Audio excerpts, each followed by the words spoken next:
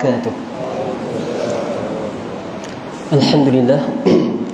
Terima kasih diucapkan kepada Tuan Pengerusi Majlis, dan kemudian seterusnya kepada pengerusi surau ini, dan yang dimuliakan juga pada semua AJK masjid, dan serta dikasihi serta disayangi para hadirin dan hadirat sekalian. A'udzubillahi minasyaitonir rajim. Qala Allah Ta'ala fil Qur'anil Aziz ba'da a'udzu billahi minasyaitonir rajim. شهر رمضان الذي أنزل فيه القرآن هدى للناس وبينات من الهدى والفرقان صدق الله العظيم. وقال النبي صلى الله عليه وسلم خيركم من تعلم القرآن وعلمه atau kama qala alaihi salatu wassalam. Alhamdulillah. Tuan-tuan, puan-puan, ibu-ibu, ayah sekalian, pertama sekali marilah sama-sama kita panjatkan kesyukuran kita pada Allah, kerana masih lagi kita berpeluang berada di malam-malam Ramadan ini. Dan kita sedia maklum, malam-malam yang terakhir ini adalah malam yang diturunkan, ataupun kita kata malam yang dipertemukan Lailatul Qadar pada kita. Dan untuk ingatkan, saya nak ingatkan satu hadis Nabi sallallahu alaihi wasallam, iaitu hadis yang sahih. Di hujung hadis itu disebutkan innamal a'malu bil khawatim. Sesungguhnya amalan itu dilihat, tergantung pada akhirnya. Macam sebelum ni kita faham, amalan itu bergantung pada niat. Tetapi ada juga hadis yang lain mengatakan innamal a'malu bil khawatim, iaitu sesungguhnya setiap amalan itu tergantung dan dilihat juga pada akhirnya. Kita jangan hanya hebat di awal, tetapi di akhir kita sudah putus asa. Jangan, kerana amalan-amalan kita dilihat juga pada akhirnya. Tuan-tuan, puan-puan, ibu-ibu, ayah sekalian, jadi kalau kita perhatikan, insyaAllah saya nak ringkaskanlah, sebab 15 minit 15 minit insyaAllah. Sebagaimana tajuk yang dipilih, iaitu Ramadan adalah bulan yang diturunkan Al-Quran. Suka saya nak kongsikan dari segi tadabbur surah Al-Qadr. Al-Qadr ini bermaksud, ya, kalau kita perhatikan, Al-Qadr ini dia ada 3 makna. Al-Qadr ada 3 makna. Yang pertama maknanya adalah kelebihan dan keistimewaan. Kelebihan dan keistimewaan. Sebagaimana Allah Subhanahu wa taala sebut dalam ayat yang ketiga, Lailatul Qadr khairun min alf syahr. Malam Lailatul Qadr itu lebih baik daripada 1000 bulan. 1000 bulan. Kalau kita kira demi kira, 1000 bulan ni bukan kuantiti yang sikit, tetapi kita boleh kata seperti seumur hidup kita.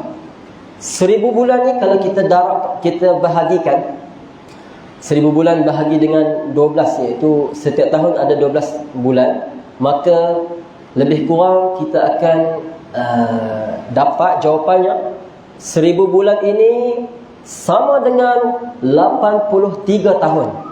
83 tahun atau 84 tahun. Kita hidup kat dunia ni berapa tahun sangat?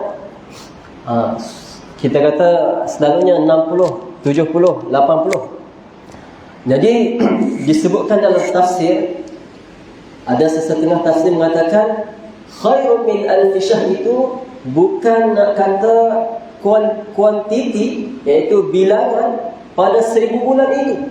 Malam Lailatul Qadar itu bukan hanya sekadar lebih baik daripada 1000 bulan, Bahkan malam Lailatul Qadar itu lebih baik daripada beribu-ribu bulan, bahkan seumur hidup kita. Tuan-tuan, puan-puan, ibu-ibu, ayah sekalian. Dan kalau kita perhatikan, itu yang pertama, maksud qadar itu adalah kelebihan dan keistimewaan. Iaitu bila kita dapat malam Lailatul Qadar itu, seperti kita sedang beribadat seumur hidup kita. Dan yang kedua, malam Lailatul Qadar itu juga memberi makna ketetapan. Tanazzalul malaikatu war-ruhu fiha bi'izni rabbihim min kulli amr. Allah Ta'ala telah tentukan ketetapan pada tahun-tahun yang akan datang. Dan Al-Qadr itu juga memberi makna keterbatasan. Dia ada had dia. Maksudnya malam Lailatul Qadar ini dia ada waktu dia. Waktu dia daripada bila sampai bila? Waktu dia, ya kita sedia maklumlah, berlaku pada waktu malam sampailah terbit fajar. Azan subuh, maka tamatlah malam Lailatul Qadar itu. Tuan-tuan, puan-puan, ibu-ibu, ayah sekalian, kalau kita perhatikan secara tadabbur, tadabbur ni adalah perintah Allah. Tadabbur ni maksudnya menghayati. Menghayati apa? Menghayati Al-Quran. Allah berfirman dalam surah Muhammad, "Afala yatadabbaruna al-Quran?" Maka adakah kamu sengaja tidak berusaha untuk menghayati Al-Quran? Kamu, hari-hari kamu berlalu, kamu sengaja ke tak tengok Al-Quran, hayati dia? Am ala qulubin aqfaluha? Atau mungkin ke hati-hati kamu telah terkunci? Tuan-tuan, puan-puan, ibu-ibu, ayah sekalian, dalam ayat ini kata ulama, Allah nak menegaskan pada kita, kita bukan sahaja diperintahkan untuk baca Al-Quran, tetapi kita juga diperintahkan untuk menghayati Al-Quran. Jadi bila kita hayati Al-Quran dalam surah Al-Qadr ini ada 5 ayat. Dalam surah Al-Qadr ada 5 ayat. Dan 5 ayat ni memberi satu, kita kata, penghayatan. Sebenarnya Allah Subhanahu Wa Taala nak suruh kita perhatikan dan bersungguh-sungguh pada 5 malam yang ganjil.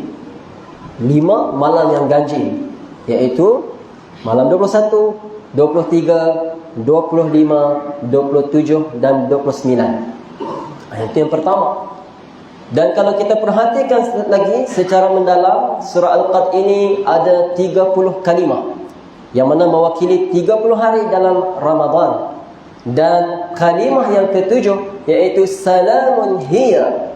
Hiya tu adalah kalimah yang ke-27 yang merujuk maksudnya kepada Lailatul Qadar.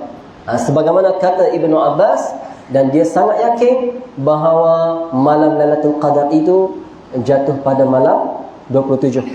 Tetapi ada hadis-hadis yang lain mengatakan ada malam 23, 21 dan sebagainya. Ala kulli hal, kita kena beri perhatian yang hebat dan sungguh-sungguh pada 5 malam yang ganjil ini. Tuan-tuan, puan-puan, ibu-ibu, ayah sekalian, kalau kita perhatikan,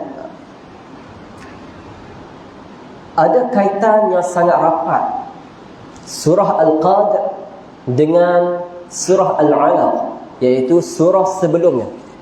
Surah Al-Qadr dan surah Al-Alaq ada kaitan yang sangat rapat yang boleh juga kita jadikan sebagai penghayatan untuk kita amalkan dalam kehidupan kita.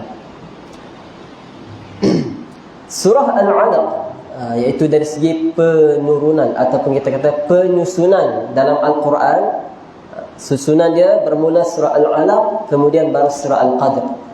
Surah Al-Alaq, di akhir surah Al-Alaq itu Allah kata apa? Kalla la tuti'hu wasjud waqtarib. Wasjud waqtarib. Dan hendaklah kalian sujud, hendaklah kamu sujud, dan hendaklah kamu selalu dekatkan diri kalian pada Allah. Di kaum mafhum terjemahan macam tu. Sujud dan dekatkan diri kita pada Allah. Dan kemudian datangnya ayat pertama surah Al-Qadr, inna anzalnahu fi lailatul qadr, sesungguhnya kami telah menurunkan Al-Quran pada malam Lailatul Qadar. Tuan-tuan, puan-puan, ibu-ibu, ayah sekalian, kalau kita perhatikan ayat sebelumnya, Allah suruh kita beribadat bersungguh-sungguh. Dan kemudian datang surah Al-Qadr, Allah nak kata beribadatlah bersungguh-sungguh lagi, terutamanya pada malam Lailatul Qadar itu. Kerana bila seseorang mendapat malam Lailatul Qadar itu, maka seperti dia beribadat 1000 bulan, bahkan lebih lagi. Tuan-tuan, puan-puan, ibu-ibu, ayah sekalian, dan seterusnya kalau kita perhatikan ayat yang pertama dalam surah Al-Alaq, iaitu Allah Subhanahu Wa Taala berfirman, Iqra, bacalah, bacalah. Dan kalau kita sedia maklum, surah Al-Alaq ini adalah ayat yang pertama diturunkan kepada Nabi sallallahu alaihi wasallam. Manakala ayat yang pertama, iaitu dalam surah Al-Qadr, inna anzalnahu fi lailatul qadr, sesungguhnya kami menurunkan Al-Quran pada malam Lailatul Qadar. Jadi bila kita perhatikan, sebenarnya Al-Quran, iaitu ayat Iqra itu diturunkan pada malam Lailatul Qadar pada bulan Ramadan. Di sini ada beberapa perkara yang perlu kita ambil perhatian. Antaranya, kita sedia maklum, bulan Ramadan ini bukan sekadar bulan untuk kita berpuasa di siang hari, bukan sekadar bulan untuk kita bertarawih di malam hari, bukan sekadar bulan untuk kita berqiyamul lail di malam hari. Tapi Ramadan ini juga adalah bulan untuk melatih kita menjadi orang bertakwa. Yang ini disebutkan dalam Al-Quran. Ya ayyuhalladzina amanu kutiba alaikumus shiyam, wahai orang-orang beriman, telah diwajibkan, kutiba alaikumus shiyam, telah diwajibkan kepada kalian as-shiyam, yakni berpuasa, kama kutiba alal ladzina min qablikum, sebagaimana telah diwajibkan pada orang-orang sebelum kalian. Supaya apa? Di akhir ayat tu Allah kata ada tujuannya. Kita bukan sekadar untuk berpuasa, bertarawih dan sebagainya, tetapi kata Allah, datangnya bulan Ramadan ini sebenarnya la'allahum yattaqun, mudah-mudahan takwa kita itu hebat, mudah-mudahan mereka menjadi orang yang bertakwa. Baik, tuan-tuan, puan-puan, ibu-ibu, ayah sekalian, bila kita perhatikan Al-Quran diturunkan pada malam Lailatul Qadar, maka malam Lailatul Qadar itu menjadi malam yang terbaik, lebih baik daripada 1000 bulan. Al-Quran diturunkan pada bulan Ramadan, maka Ramadan, yakni bulan Ramadan itu dikatakan bulan yang terbaik. Al-Quran, yang menurunkan Al-Quran, iaitu malaikat Jibril alaihi salam, yang menurunkan Al-Quran daripada Allah kepada Nabi sallallahu alaihi wasallam, adalah melalui perantaraan malaikat Jibril alaihi salam. Maka malaikat Jibril dikatakan malaikat yang terbaik, iaitu ketua bagi para malaikat. Al-Quran diturunkan kepada Nabi sallallahu alaihi wasallam, maka Nabi sallallahu alaihi wasallam dikatakan nabi yang terbaik. Al-Quran juga diturunkan kepada umat Nabi sallallahu alaihi wasallam, maka kita, yakni umat Nabi sallallahu alaihi wasallam, bila berpegang teguh dengan Al-Quran, akan dikatakan juga umat yang terbaik. Tuan-tuan, puan-puan, ibu-ibu, ayah sekalian, kalau kita kaitkan dengan ayat yang pertama surah Al-Alaq dan ayat yang pertama surah Al-Qadr, iaitu ayat pertama surah Al-Alaq memerintahkan untuk kita baca, sebagaimana Iqra, bacalah. Bermakna tuntutlah ilmu. Tuntutlah ilmu. Kalau kita nak jadi yang terbaik, maka tuntutlah ilmu. Kerana ada sandaran hadis Nabi sallallahu alaihi wasallam, khairukum man ta'allama al-Qur'ana wa 'allama. Sebaik-baik di kalangan kamu adalah orang yang belajar Al-Quran dan mengajarkan pada yang lain. Dan saya nak kaitkan juga dalam satu hadis, iaitu sebagaimana hadis yang diriwayatkan oleh Imam Bukhari dan Muslim, sesiapa yang mengkehendaki kejayaan dan kebahagiaan hidup di dunia, maka hendaklah dia berilmu. Dan sesiapa yang mengkehendaki kejayaan dan kebahagiaan di akhirat, maka hendaklah dia berilmu. Dan sesiapa yang mengkehendaki kedua-duanya, iaitu kejayaan, kebahagiaan dunia dan akhirat, maka hendaklah dia berilmu. Jadi bila kita kaitkan Iqra, iaitu ayat yang pertama diturunkan pada malam Lailatul Qadar, bukan sekadar diturunkan kepada Nabi untuk Nabi baca, tetapi sebenarnya untuk penghayatan dalam kehidupan kita juga. Janganlah terhenti untuk belajar Al-Quran. Kalau kita dah mahir baca Al-Quran, teruskan belajar menghayati Al-Quran. Teruskan lagi belajar untuk mengamalkan Al-Quran. Teruskan lagi belajar untuk menyampaikan Al-Quran. Maka bila kita berterusan dalam amalan ini, jadilah kita yang terbaik di kalangan umat Nabi sallallahu alaihi wasallam. Tuan-tuan, ibu-ibu ayah sekalian, insya-Allah saya akan akhirkan, iaitu dalam satu ayat, iaitu Allah Subhanahu wa taala berfirman, Alif Lam Mim, Dzalikal kitabu la raiba fihi hudan lil muttaqin. Alif Lam Mim, yang demikian kitab Al-Quran, tidak ada keraguan padanya, hudan lil muttaqin, petunjuk bagi orang yang bertakwa. Surah yang ayat yang saya bacakan tadi, yang sebelum tu, iaitu ya ayyuhalladzina amanu kutiba alaikumus-shiyam kama kutiba alal ladzina min qablikum la'allakum tattaqun.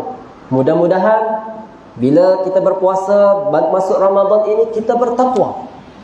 Tuan-tuan, sebenarnya bulan Ramadan ini, sebagaimana saya maklumkan tadi, bukan hanya sekadar bulan untuk kita berpuasa, tetapi bulan untuk melatih kita teruskan amalan kita sebagaimana kita lakukan dalam bulan Ramadan ini, teruskan di bulan-bulan yang lain. Mudah-mudahan takwa itu sentiasa menyinari kehidupan kita.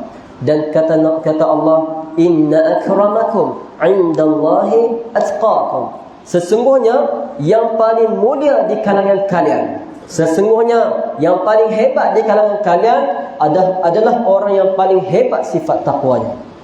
InsyaAllah, moga-moga Ramadan ini kita sedar dan sentiasa mengambil peduli, iaitu bagaimana ketakwaan kita pada Allah semakin hari semakin hebat, insyaAllah. Yang baik daripada Allah, yang buruk atas kelemahan saya sendiri, dan hakikatnya daripada Allah Subhanahu wa taala juga.